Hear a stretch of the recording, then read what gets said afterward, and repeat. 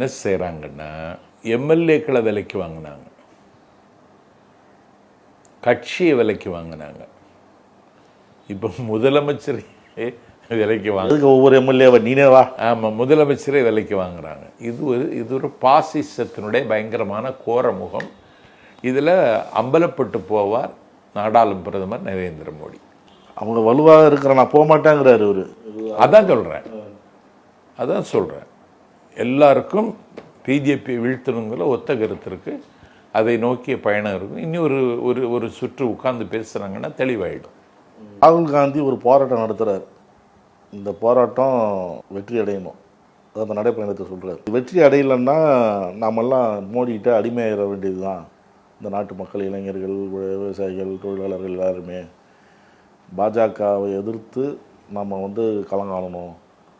எதிர்க்காமல் அவங்களே மீண்டு வந்துட்டா